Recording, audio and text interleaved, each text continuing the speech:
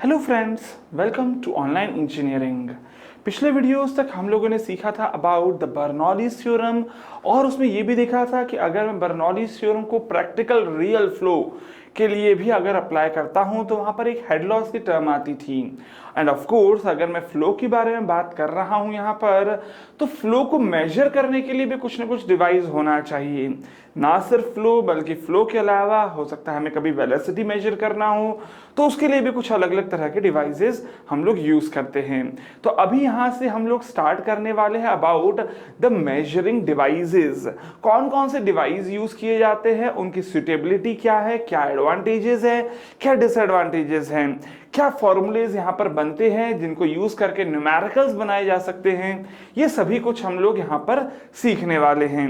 सबसे पहला अगर मैं मेजरिंग डिवाइस जो हम लोग यहाँ पर पढ़ने वाले हैं उसके बारे में बात करता हूं, तो first device is your venturi meter.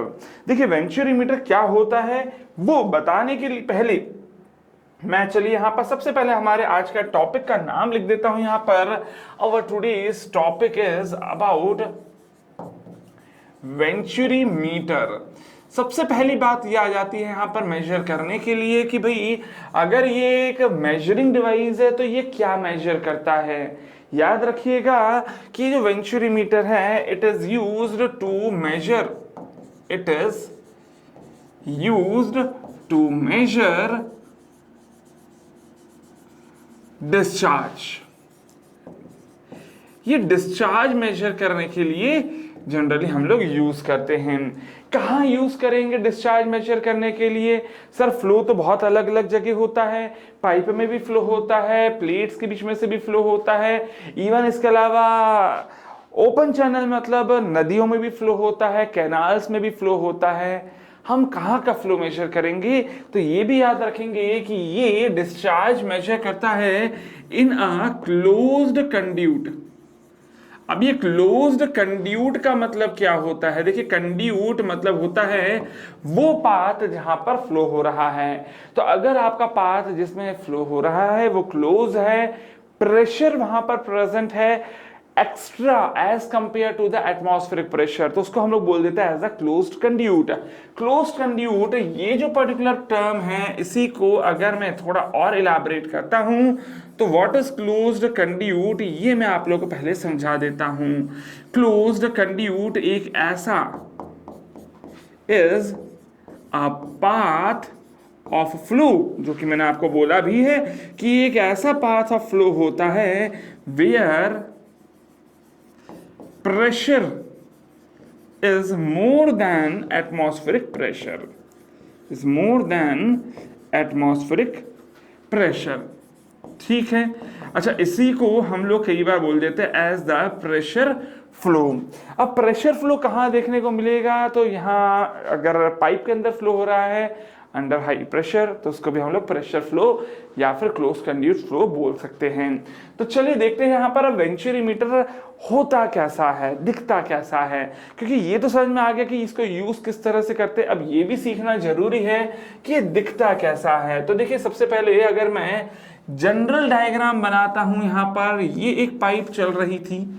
आप क्या करते हो, मान लेते अगर ये पाइप चल रही है और आगे बढ़ा देता हूं इसी पाइप को, that this pipe is running in this direction. ठीक है, मैं क्या करूंगा यहाँ पर ये जो पर्टिकुलर पाइप है इसी में एक बीच में कट लगाऊंगा और उस पर्टिकुलर पोर्शन पे प्रोवाइड कर दूंगा हमारा वेंचुरी मीटर। तो ये मैं मान लेता हूं कि आपने यहां से यहां के बीच में वेंचुरी मीटर लगा दिया है। तो ये दो सेक्शंस दिख रहे हैं जिनके बीच में आपको वेंचुरी मीटर लगाना है। वेंचुरी मीटर के टोटल यहां पर चेक करेंगे तो टोटल 3 पोर्शन होते हैं। पहला पोर्शन जो होता है देखेंगे यहां पर कुछ तो लेंथ ये नॉर्मल डायमीटर पे चलेगा और फिर उसके बाद क्या होगा, ये यहां पर इस तरह से कन्वर्ज होने लगेगा। कन्वर्ज मतलब diameter of flow area decrease करता जाएगा और फिर उसके बाद यहां आने के बाद फिर एक्सपेंशन शुरू होगा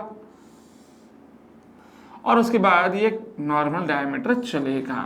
तो ये है आपका वेंचुरीमीटर। ध्यान दीजिए यहाँ पर जो डॉटेड लाइन बनाई है आपको उसको इग्नोर कर देना है, क्योंकि आपने उसके पहले यहाँ पर फ्लो होता था, लेकिन आपने क्या करा, इसकी जगह आपने लगा दिया ये वेंचुरीमीटर। तो ये वाला पोर्शन मैं यहाँ पर डिलीट कर देता हूँ, जो कि एक्चुअली अब यहाँ पर प्रेजेंट नहीं होगा। तो देखिए ये जो पर्टिकुलर आपका वेंचुरीमीटर है, इसमें चेक करेंगे, ये यहां से लेकर यहां तक का जो पोर्शन है इसको क्या बोल देते हैं, as the converging section. Converging क्यों बोल रहा है, क्योंकि यहां पर डायमीटर धीरे धीरे कम हो रहा है। अच्छा, इसके बाद यहां से लेकर यहां तक क्या देखने को मिल रहा है, this is your diverging section. इसको क्या बोलते हैं हम लोग, डाइवर्जिंग सेक्शन बुला लेते हैं। अच्छा, इसके अलावा यहाँ पर दिखने को मिल रहा है बीच में एक ऐसा पोर्शन है जहां पर डायमीटर ऑफ फ्लो मिनिमम हो गया है, तो इसी को हम लोग क्या बोल देते हैं, this is known as throat. क्या बोलते हैं इसको, गला बुलाते हैं। गला वेंचुरीमीटर का, जिस तरह से आप भी जानते हो कि एक इंसान में सबसे पतली जगह कौन सी होती है उसके में, दैट इज थ्रोट। तो सिमिलरली यहां पर भी वो वेंचुरीमीटर के सबसे स्मॉलेस्ट डायमीटर वाले पोर्शन को क्या बोल देते हैं हम लोग, एज द थ्रोट बुला लेते हैं। अब ये जो पर्टिकुलर आपका यहां पर थ्रोट है, इसका डायमीटर क्या है, इसको मैं मान लेता हूं, लेट दिस बी D2, ठीक है। जबकि अगर मैं यहां लिखूंगा तो इधर मैं मान लेता हूं नॉर्मल डायमीटर होगा, और इधर जो डायमीटर होगा इसको मैं लिख देता हूं एज D1, ठीक है। तो देखिए दो सेक्शंस में यहां पर कट कर देता हूं, क्योंकि 1 और 2 मैंने नाम दे ही दिए हैं। तो आप क्या करते हैं, ये जो पर्टिकुलर सेक्शन है इसको 1 जनरली मान लेते हैं, और ये जो पर्टिकुलर सेक्शन है इसको जनरली सेक्शन 2 मान लेते हो। पक्की बात है कि दोनों में ही एरिया की वैल्यू क्या है, अलग अलग है। ये अगर मैं पूछता हूं कि बेटा ये बताओ एरिया A1 ज्यादा होगा कि A2, तो पक्की बात है कि सर A1 ज्यादा है, ठीक है। एरिया अगर A1 ज्यादा है तो मुझे ये भी बता दो कि वेलोसिटी कहां ज्यादा होगी, V1 ज्यादा होगी कि V2 ज्यादा होगी। देखिए आप लोगों को पता है डिस्चार्ज की वैल्यू तो सेम होगी, सो A1 V1 is equals to A2 V2 होना है, ये बात तो आपको क्लियर है। तो जहां पे भी एरिया ज्यादा होगा वहां पर वेलोसिटी ऑफ फ्लो कम हो जाएगा, ठीक है। एरिया ज्यादा कहाँ है, 1 में, इसका मतलब कि यहाँ पर वेलोसिटी कम होगी, V2 पे वेलोसिटी ज्यादा होगी, ठीक है। अच्छा, एक और बात बताओ कि यहाँ हम लोग ऑलरेडी जानते हैं according to Bernoulli's theorem that the pressure head क्या होता है, P/ρg plus V1 square by 2g is your kinetic head. अगर मान ले हॉरिजॉन्टल फ्लो की ही बात करता हूं तो ये तो दोनों कांस्टेंट होना चाहिए, समीशन इक्वल्स टू किसके बराबर होना चाहिए, P2/ρg plus V2 square by 2g।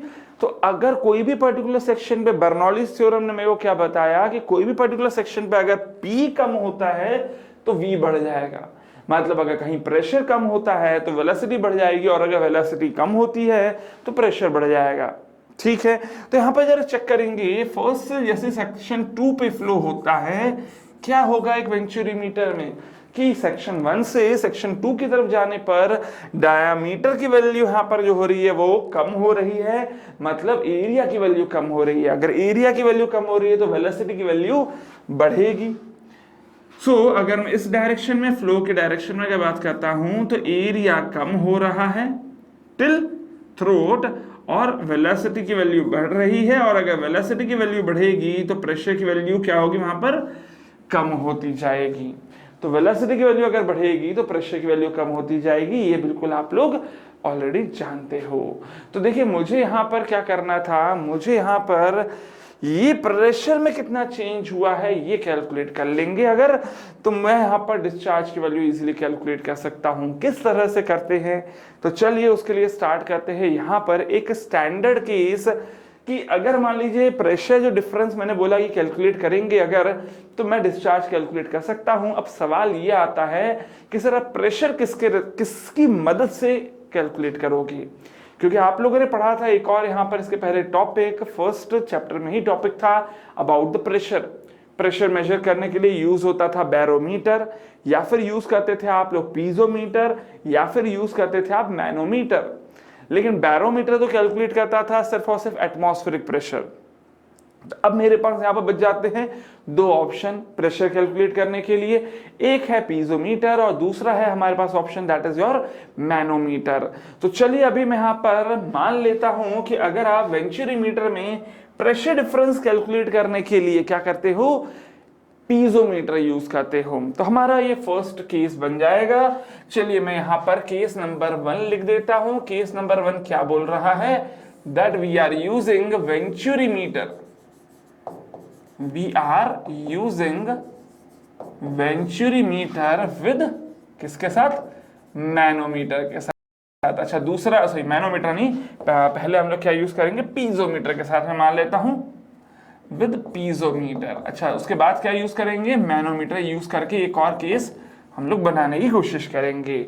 अच्छा मैंने इसके पहले डायग्राम बना दिया था बहुत सिंपल, जिसमें मान लिया था that the flow pipe was horizontal. अगर मान लीजिए ये पाइप आपकी हॉरिजॉन्टल ना हो, इंक्लाइंड हो, तो आप लोगों को हो सकता है कि जो केस हो थोड़ा सा कॉम्प्लेक्स लगे, इसलिए मैं क्या कर देता हूं कि मुझे यहाँ पर डेरिवेशन करवाना ही है, तो मैं थोड़ा यहाँ पर कॉम्प्लेक्स बनाकर ही डायरेक्ट डेरिवेशन करवा देता हूं, इजीली आपको याद हो जाएगा। और सिंपल वाला जो केस हॉरिजॉन्टल पाइप वाला केस होगा वो तो और इजीली आप लोग कर पाओगे। तो यहाँ पर अभी मैं अज्यूम कर लेता हूं that your venturimeter is installed in an inclined pipe, inclined pipe में इंस्टॉल किया गया है। तो मैं मान लेता हूं दिस इज योर वेंचुरीमीटर। पहले कन्वर्जिंग सेक्शन, फिर इसके बाद डाइवर्जिंग सेक्शन, ये मैं मान लेता हूं इसका सेंटर लाइन। तो सेंटर लाइन को मैं बना देता हूं डॉटेड, इधर से इधर और सिमिलरली इधर से इधर। ये जो डॉटेड लाइन बनाई है this is the centre line of your venturimeter.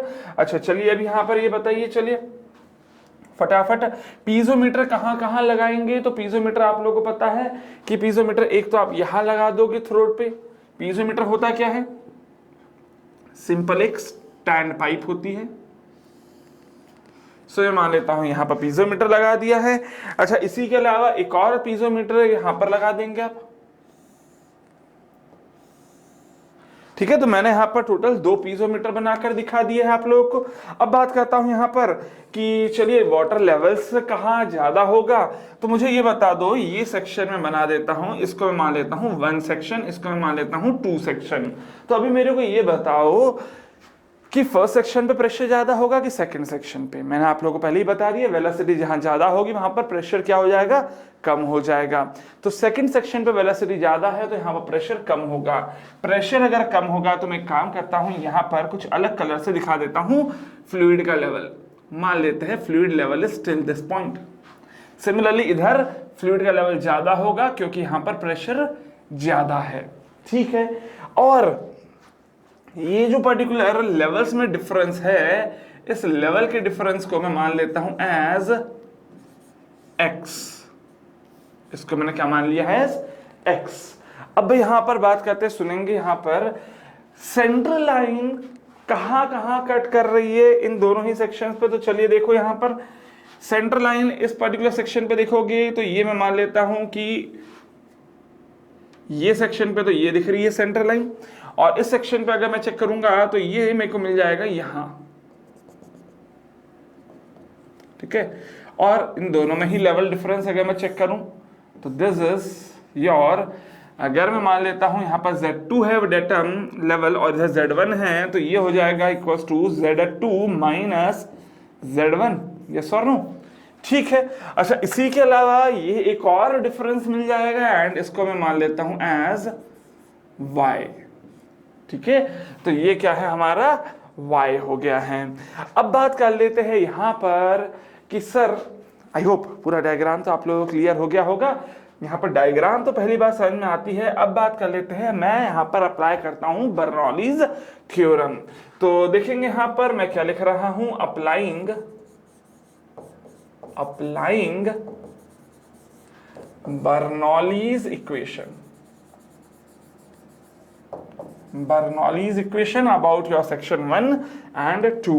तो चलो मेरे को ये बता दो, सेक्शन 1 पे P1 by rho g plus V1 square by 2G plus Z1 is equals to P2 by rho g plus V2 square by 2G plus Z2। ध्यान दीजिएगा मैंने दोनों ही तरफ सिर्फ और सिर्फ ये तीन टर्म्स ही लिखी है, हेड लॉस की टर्म यहाँ पर नहीं लिखी।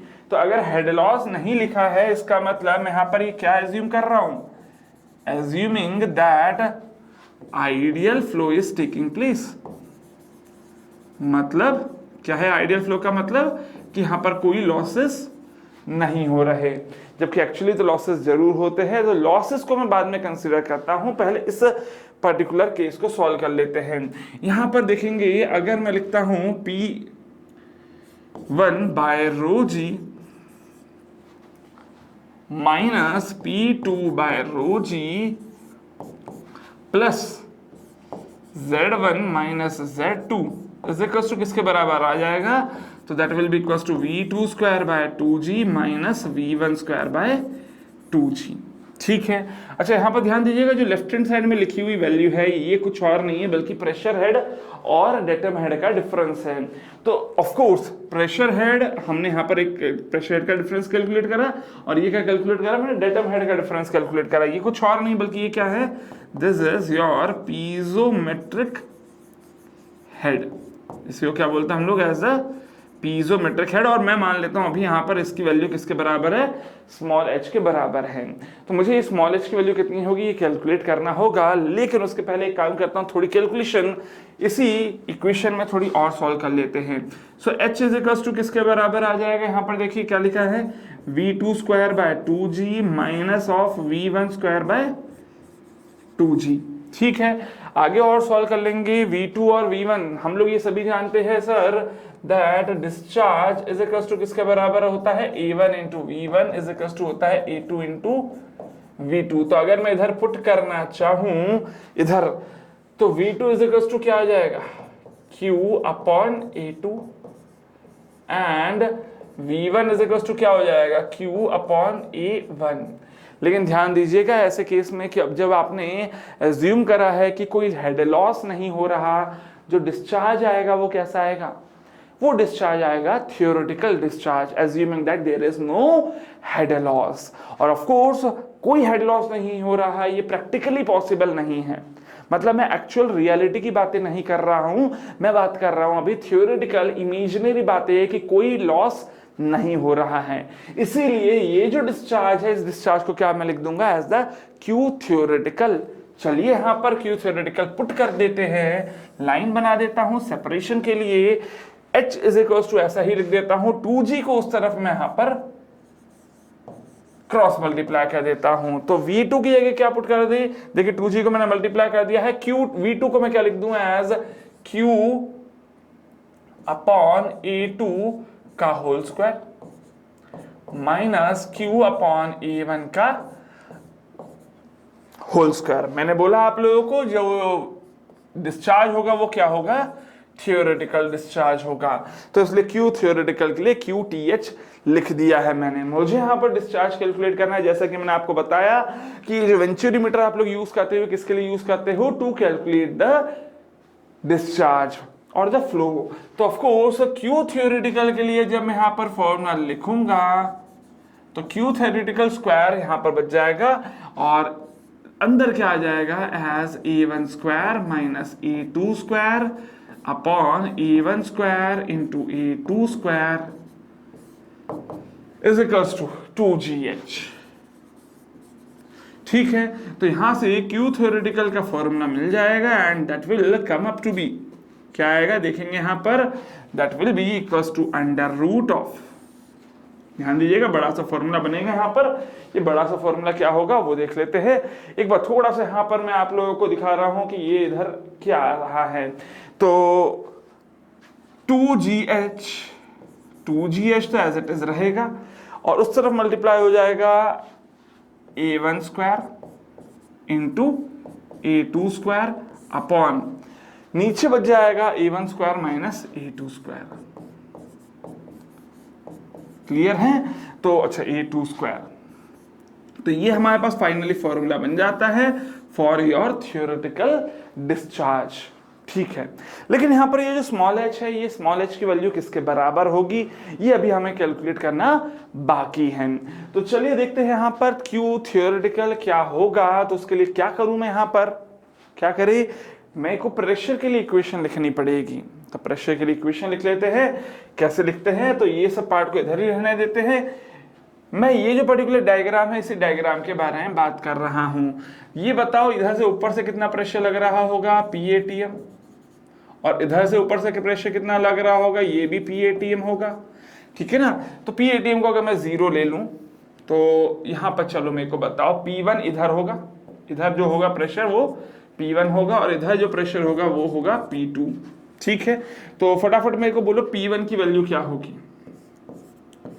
P1 will be equals to, ऊपर से कितना नीचे आए, x plus Y plus Z2 minus Z1। So x plus Y plus Z2 minus Z1, ये इतना डिस्टेंस नीचे आए हो आप, लेकिन जितना भी डिस्टेंस नीचे आते हो उसमें रो जी मल्टीप्लाई कर दोगे तो आपको प्रेशर की वैल्यू मिल जाती है। तो इनटू रो जी लिख देता हूं, ये आपको प्रेशर की वैल्यू मिल गई। सिमिलरली अगर मैं P2 कैलकुलेट करूंगा तो P2 मतलब कहां है, सेंटर लाइन कहां है, ये इधर दिख रही है। लेकिन इधर से मैं इधर तक आने के लिए कितना नीचे जा रहा हूं, y नीचे जा रहा हूं, तो y इंटू रो जी लिख देते हैं अब। ठीक है, अब जरा देखेंगे यहां पर कि ये P1 और P2 दोनों की ही वैल्यूज मिल गई है मुझे, और मुझे पता है कि मैंने इन सबके लिए लिखा था h। ठीक है ना, तो एक काम करता हूं, मुझे अब h की वैल्यू निकालनी है। What was h? h was nothing but that was the P1 by rho g minus P2 by rho g plus Z1 minus Z2, ये था हमारा h। P1 की वैल्यू में इधर से पुट कर देता हूं, P1 was x plus Y plus Z2 minus Z1, इधर पुट कर दे x plus Y plus Z2 minus Z1 into rho g, ये तो हो गया P1 अपॉन रो जी कर देते हैं। अच्छा, P2 की वैल्यू किसके बराबर है, तो y रो जी के बराबर थी P2 की वैल्यू, अपॉन रो जी करूंगा प्लस Z1 माइनस Z2। ठीक है, तो ये बच जाता है स्मॉल h। लेकिन ध्यान दीजिएगा ये Z2 माइनस Z1 है और ये Z1 माइनस Z2 है ना। तो यहां पर ये जो पर्टिकुलर वैल्यू है, ये दोनों ही यहां पर इसको कैंसिल आउट कर देंगे। ठीक है, क्योंकि ये रो जी तो ऐसे कैंसिल हो रहा है। तो इधर बच जाएगा x प्लस वाई इस पूरे में से, और इधर से बच जाएगा माइनस वाई। सो यहां से मिल जाता है h is equals to x के बराबर होता है किसमें, फॉर, अभी मैंने क्या यूज करा, मैंने अभी पीजोमीटर यूज करा है। ठीक है, तो h की वैल्यू x के बराबर हो जाती है, ये आपने यहां पर प्रूफ कर लिया है। अब बात कर लेते हैं कि सर आपने तो कैलकुलेट करा था थियोरेटिकल डिस्चार्ज, और थियोरेटिकल डिस्चार्ज के लिए फॉर्मूला क्या आया था। तो चलिए मैं एक काम करता हूं, नेक्स्ट स्लाइड में ही बता देता हूं कि थियोरेटिकल डिस्चार्ज के लिए फॉर्मूला आया था वो कैसे आया था। तो हमने लिखा था Q थियोरेटिकल स्क्वायर, या फिर काम करता हूं Q से भी नहीं करता हूं और पहले से स्टार्ट करता हूं। क्या था हमारे पास formula, V2 square minus V1 square by 2G is equal to किसके बराबर आया था, स्मॉल h के बराबर आया था। लेकिन ध्यान दीजिएगा स्मॉल h तो लिखा था, लेकिन जब आप एक्चुअल फ्लो की बात करते हो तो वहां पर एक्चुअल फ्लो में क्या होगा, चलो बोलो। In actual flow P1 by rho g plus V1 square by 2G plus Z1 is equals to P2 by rho g plus V2 square by 2G plus Z2, और साथ में यहां पर हेड लॉस लिखना पड़ेगा जब एक्चुअल फ्लो हो रहा होगा तो, यस और नो। तो यहां पर जब आप देखेंगे कि P1 बाय रो जी, ये हमने देखा था फॉर थियोरेटिकल के केस, ये हमने थियोरेटिकल केस में देखा था। ठीक है, अच्छा, P1 by rho g minus P2 by rho g plus Z1 minus Z2 और minus HL is equals to किसके बराबर आ रहा है, V2 square by 2G minus V1 square by 2G। ठीक है, ये ध्यान दीजिएगा, ये जो पूरा ब्रैकेट में लिखा है टर्म, ये ब्रैकेट वाली टर्म क्या है, this is nothing but this is your पीजोमेट्रिक head. और पीजोमेट्रिक हेड को मैंने क्या लिखा था, एज स्मॉल h माइनस क्या दिख रहा है साथ में, HL is equals to V2 square minus V1 square by 2G। ठीक है, अच्छा यहां पर अगेन अब जो मैं यहां पर डिस्चार्ज कैलकुलेट करूंगा that will be your actual discharge.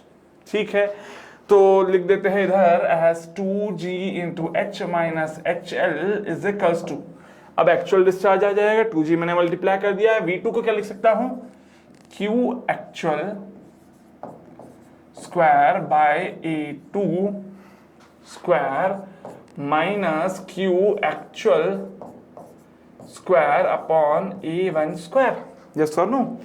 अच्छा तो Q एक्चुअल को मैं एक काम करता हूं यहां पर अलग कर लेता हूं, तो Q actual is equal to क्या आ जाएगा, under root of 2G into H minus HL into A1 square into A2 square upon A1 square minus A2 square. तो देखिए यहां पर ये पर्टिकुलर एक फॉर्मूला मिल जाता है, जबकि अगर मैं Q थ्योरेटिकल के फॉर्मूले को कंपेयर करता हूं, यहां पर लिख दूं अगर, तो Q थ्योरेटिकल क्या मिल रहा है, तो that was 2GH into A1 square into A2 square upon A1 square minus A2 square. अच्छा देखिए यहां पर की बात है सर, जब आपने हेड लॉस को कंसिडर किया होगा तो कुछ डिस्चार्ज भी कम होगा, क्योंकि अगर रेजिस्टेंस होगा तो फ्लो कम हो जाएगा, ये पक्की बात है। तो यहां पर अगर मैं पूछता हूं कि ये बोलो चलो Q थ्योरेटिकल ज्यादा होगा कि Q एक्चुअल, पक्की बात है आप बोल दोगे सर कि जब लॉस कंसिडर नहीं करा है तब डिस्चार्ज ज्यादा होगा, एक्चुअल में डिस्चार्ज कम हो जाएगा। ठीक है, इवन यहां पे भी अगर कंपेयर करते हो तो यहां पर सिर्फ H है, जबकि इधर H में से HL माइनस कर दिया गया, तो न्यूमरेटर को अगर छोटा कर दूंगा तो ओवरऑल वैल्यू छोटी हो जाएगी, ये समझ भी आता है यहां से। लेकिन अगेन यहां पर अगर मैं आपको पूछता हूं कि भाई चलिए यहां पर अगर मैं लिखूं Q एक्चुअल के लिए इक्वेशन, तो देखिए Q थ्योरेटिकल के रिस्पेक्ट में लिखना है, Q एक्चुअल में under root of H minus HL आ रहा है और इधर अंडर रूट में H आ रहा है, तो अगर मैं इधर से H से पहले डिवाइड कर देता हूं Q थ्योरेटिकल को, तो ये वाली टर्म कैंसल आउट हो जाएगी सिर्फ डिवाइड करने पे, लेकिन अगर H माइनस HL में मल्टीप्लाई कर दूंगा तो ओवरऑल मेरा Q एक्चुअल बन जाएगा। तो ये रिलेशन भी यहां पर आप लोगों को क्लियरली समझ में आ जाएगा कि ये एक फॉर्मूला बन जाता है। लेकिन ध्यान दीजिएगा कि ये जो under root of H minus HL upon H है, इसी को मैं क्या लिख देता हूं, इसी को मैं लिखता हूं as a coefficient and that is known as CD into Q theoretical. अच्छा यहां पर अगर मैं आपको पूछता हूं कि चलिए ये बता दीजिए CD की वैल्यू क्या होगी, तो आप बोल सकते हो here that the value of CD, चलिए मैं इधर लिख देता हूं थोड़ा सा, CD will be equals to किसके बराबर होगा, बोलो चलो, H minus HL upon small h। So CD को क्या बोलते हैं हम लोग, CD को बोलते हैं हम लोग as the coefficient of discharge. क्या बोलते हैं इसको, कोएफिशिएंट ऑफ डिस्चार्ज, जो कि हमें बताता है कि जो एक्चुअल डिस्चार्ज है वो थ्योरेटिकल का रिस्पेक्ट में कितना कम है। जितनी इसकी वैल्यू 1 के करीब होगी उतना हम मान सकते हैं कि लॉसेस कम होंगे। वेंचुरीमीटर की अगर मैं बात करता हूं तो ये जो पर्टिकुलर CD है, इस CD की वैल्यू होती है बिटवीन 0.97 टू 0.99, ये CD की रेंज है फॉर वेंचुरीमीटर। इसका मतलब कि वेंचुरीमीटर में जो लॉसेस होते हैं वो बहुत बहुत कम होते हैं। मैंने यहाँ पर कुछ बातें आप लोगों को सिखाई है, क्या क्या सिखाया है थोड़ा सा वापस से पहले रिवाइज करवा देता हूँ, फिर हम लोग आगे बढ़ेंगे। देखिए सबसे पहले मैंने आप लोगों को बताया कि वेंचुरीमीटर क्या होता है। वेंचुरीमीटर एक ऐसा इंस्ट्रूमेंट है जो कि डिस्चार्ज कैलकुलेट करने के लिए यूज किया जाता है। हमने देखा उसमें कि एक कन्वर्जिंग सेक्शन होता है, एक थ्रोट होता है और एक डाइवर्जिंग सेक्शन होता है। ये फ्लो मेजर करता है क्लोज्ड कंड्यूट में जिसमें प्रेशर के कारण फ्लो हो रहा है। प्रेशर का वेरिएशन भी देखने को मिलेगा because pressure is more than the atmospheric pressure. अच्छा, इसके बाद फिर हमने क्या देखा यहाँ पर कि सर प्रेशर का वेरिएशन होगा और ये थ्रोट पे हम लोग एक प्रेशर मेजर करेंगे और थ्रोट के पहले जो नॉर्मल डायमीटर है, नॉर्मल एरिया है, वहां पर प्रेशर मेजर करोगे। प्रेशर मेजर करने के लिए हमारे पास दो तरीके हो सकते हैं। पहला तरीका था दैट वाज यूजिंग पीजोमीटर, दूसरा मेथड है यूजिंग मैनोमीटर। फिर उसके बाद मैंने यहाँ पर आपको first case that is using piezometer, पहले तो मैंने एक इंक्लाइंड वेंचुरीमीटर का डायग्राम बना कर दिया आपको। पीजोमीटर्स लगा दिए, एक यहाँ और दोनों में ही कुछ लिक्विड का लेवल दे दिया था। लिक्विड की डेंसिटी मैंने यहाँ पर रो कंसीडर कर ली है और फिर फाइनली पहले मैंने बर्नौलीज इक्वेशन लगाकर चेक करा कि ये जो पर्टिकुलर डिफरेंस है इसको मैंने लिख दिया as the piezometric head that is small h. Small h put करने पर मेरे को यहाँ पर वेलोसिटी और एच के रिस्पेक्ट में एक रिलेशन मिला जिसमें मैंने वेलोसिटी की वैल्यू पुट करी और फाइनली एक थ्योरेटिकल डिस्चार्ज का फॉर्मूला बना लिया। लेकिन यहाँ पर थ्योरेटिकल इसलिए डिस्चार्ज आया था क्योंकि मैं हेड लॉस को नेग्लेक्ट कर दिया था। अगर यही जो सेम केस है इसी में अगर मैं यहाँ पर हेड लॉस को भी कंसीडर कर लेता तो फिर वहां पर एक्चुअल डिस्चार्ज का फॉर्मूला आ जाता जो कि मैंने यहां पर डिराइव करा है।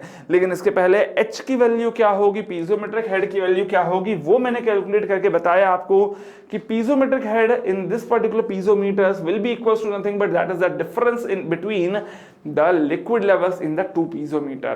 क्योंकि ये एक्स के बराबर आ रहा है और एक्स कुछ और नहीं है बल्कि that is equal to the difference between levels of fluid in two piezometers,